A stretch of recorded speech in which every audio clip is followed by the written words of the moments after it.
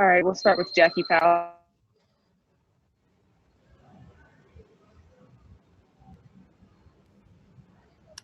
Hey, Walt. I just wanted to know what some of the growth points are coming off this game. I know it's hard to say when you look at the score.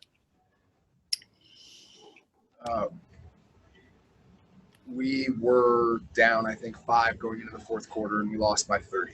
So a growth point would be that the second unit needs to show up with more effort and pride and toughness. And we started the game, the first unit, getting knocked around. So it's about consistency. It's about playing to our identity and executing our principles. We had moments where we did that really well. We had moments where we looked like the team that we want to be. Unfortunately, we had more moments where we didn't. All right, thank you. Jeff Magliochetti.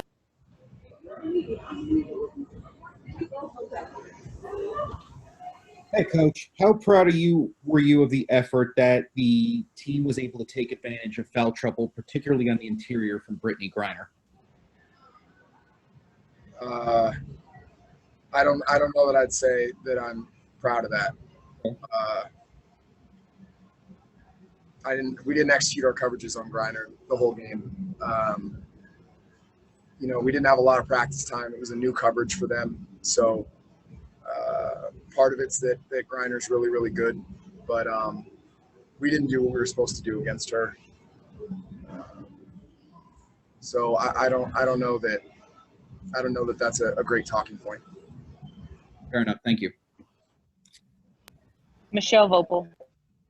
Yeah, Coach, with the struggle shooting, how much do you attribute that to Phoenix's defense? How much to just maybe there's just sort of a discomfort, obviously, with Sabrina not being in there in terms of where people were getting their shots? What did you think about that? And also, is there any chance you can tell us if a decision will be made anytime soon about whether Sabrina has to actually leave the bubble for treatment, or is that something you guys just don't know yet?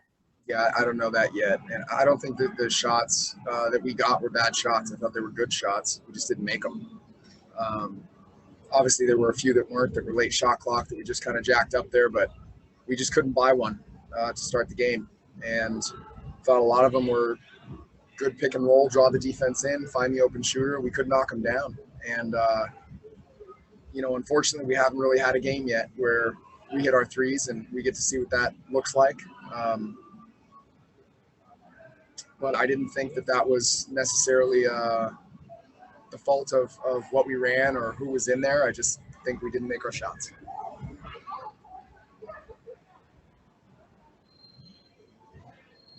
Rafiq Lewison.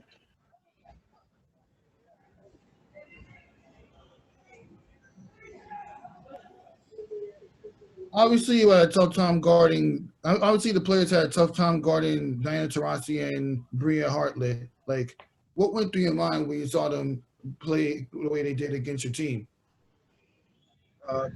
Diana was 3 for 10. She got to the free throw line a lot, as great players do. She found a way to impact the game. Brittany Griner's a force. She's a force pretty much no matter who guards her. There's a couple people who can slow her down one-on-one, but the way that these games have to work against big teams is we have to hit threes. Our advantage is that we can space the floor and force her to come out and guard us. We didn't make the threes. So on games like this, it looks pretty bad, and on a game where 7 or 8 of those open looks go in, it's a completely different story. So, that's you live and you die by the three. And unfortunately, we died by it today. Sarah Valenzuela. Hey, Coach. So it seems like you're very visibly upset. Obviously, it was a kind of a crushing loss, but what was the conversation going into the locker room after the game? The players led a lot of it. The older players' frustration with how they left the game at the end of the third quarter and then how the game ended. There's just a lot of messaging about consistency, about us executing what we need to execute, about people knowing where they're supposed to be and doing what they're supposed to do. And you know, I think losing's a tough thing. It makes everybody frustrated. It highlights things that, you know, if you squeak by with a 1-point win here and there, maybe you don't address. Unfortunately, we haven't had one of those yet. So everything's magnified. And, you know, it's a frustrating situation to not be able to win games. So we just have to go back to the drawing board and keep working on getting better every day. Thanks, Coach. Next up, we're going to have Layshia Clarendon. Jackie Powell.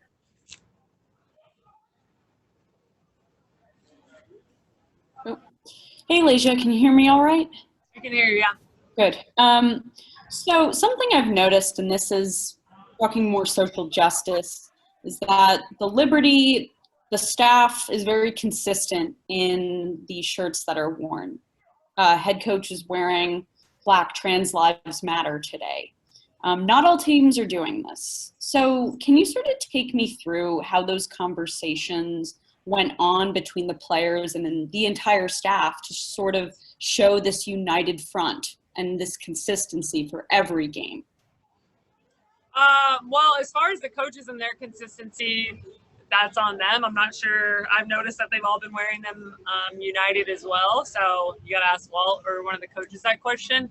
But as far as the shirts, there's 2 of them that we designed just with the Liberty as the players this season, and one of them was the Black Trans Lives Matter. And we had conversations as a team about why they were important, why we wanted these shirts. And so we all have them because we're wearing unified shooting shirts as a league. So of course we're not wearing them as shooting shirts, but we just all have them, every player, every staff member. So to see the staff wearing them, especially united, especially wearing the Black Trans shirt, meant a lot to me. It means a lot to me. And so that was really nice to see. I wish we could have just also got a win. Sure. Thanks so much, Layshia. Michelle Vopel.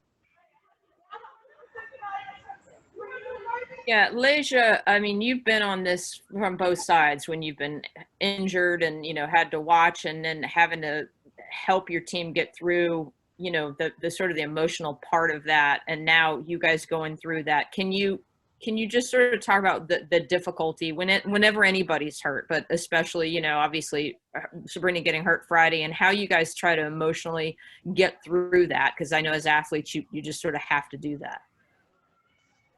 Yeah. Yeah, there's no way around it. Like you said, it's just through it. And playing so quickly, it's hard to even adjust for, you know, now Jazz Jones, like you're playing the one solely, whereas like we had 2 point guards in me and Sabrina, and 2 more consistent playmakers, and now like sticking Jazz Jones in that role and playing point guard and not off the ball. And so there's not a lot of time to adjust X's and O's wise when someone gets hurt and you have to play that quickly. And then emotionally, Sabrina just brings a tenacity to her and a fire and a competitiveness that you could really tell we were missing, especially towards the end of that game, that we just kind of lost our fight and quit. And it was embarrassing to see, and something we just addressed in the locker room, that doesn't matter if shots don't go in. At the end of the day, like, we won't quit, and that's a character thing that we have to keep continuing to grow in.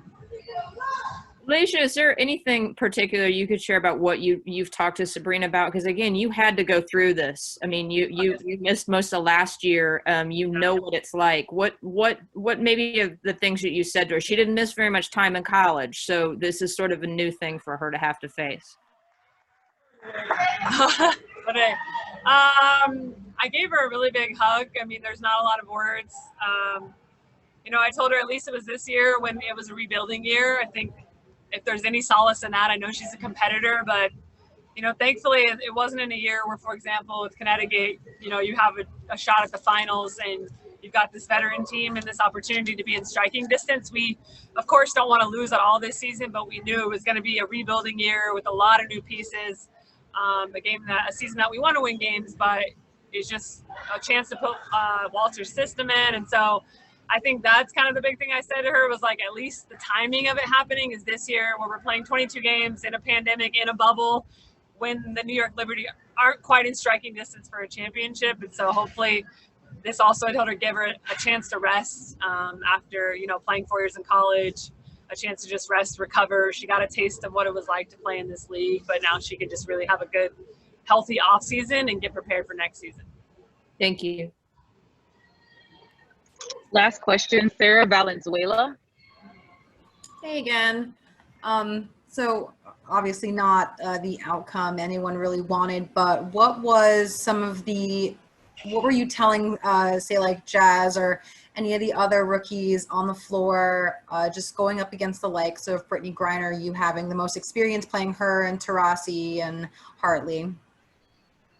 It's just that we have to fight and we have to have a toughness, and that's something that wasn't even specific to VG and to Diana, who we know are fiercely competitive. It's something that is our team identity that we're struggling with right now, because Dallas doesn't have the star power that Phoenix has, but they're tough as nails, and you have to have toughness to win in this league, and that's something right now we just aren't tough enough. 1 through 12, we're not snatching the ball, we're not fighting back, we're fouling, we're kind of hacking in our frustration, but we're not just tough enough that you have to find a way to win in this league. There's no way around. There's no team that wins in this league that's successful that isn't tough. And so that was my big message, and that's our message for the rest of the season. And even the games the last 4 games we played is just, we've got to be tougher. Thank you, Layshia. Thanks. Next up, we're going to have Kia Nurse. Yeah, Kia, I know you're dealing with your own ankle injury and obviously being down another guard. Layshia was just talking about how, you guys just have to, it's that toughness factor. That's tough to do though, right after losing a player. Can you just sort of talk about how you sort of, try to regroup, especially from the perimeter standpoint with losing Sabrina? Yeah, I mean, I think it's like any other team that you play on in any other sport. If someone goes down, it's kind of next man up mentality. Just knowing that Sab obviously does a whole lot for us and did a whole lot for us in the first 2 games. So just knowing that we're not one person going to be able to do everything that Sab has done for us, but really everybody having to step up just a little bit more, especially us on the perimeter who have the ball in our hands a lot, just to kind of make up for obviously what we're missing with Sab. And are you kind of just sort of playing through pain yourself a little bit? I mean, how are you dealing with your ankle injury?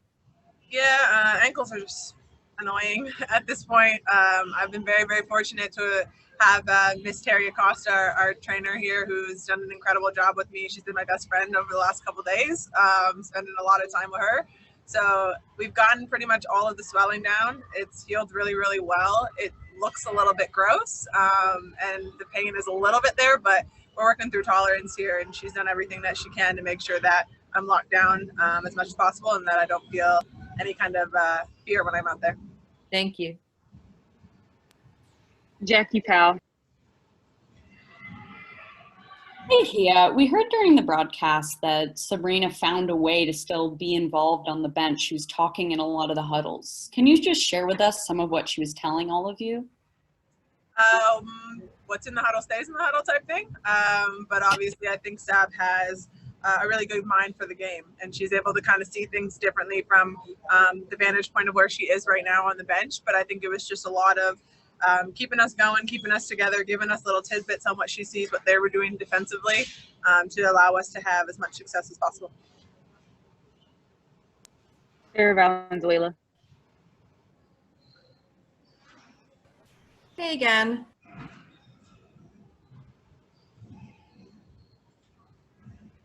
Can you hear me now? Yeah. There we go. What was the conversation going into the locker room after the game? What did Coach say to you guys, and what were you guys saying to your fellow rookie players? We just got to continue to fight. I think we had them there on the ropes a little bit going into the 4th quarter, and then we kind of lost it there. So really just continuing to work on, this is a tough league to play in. Every single night is going to be a grind. Every game is going to be a grind, and I think there's going to be a ton of opportunities for us to really grind out some wins here. And that's just going to be a matter of battling and continuing to punch first.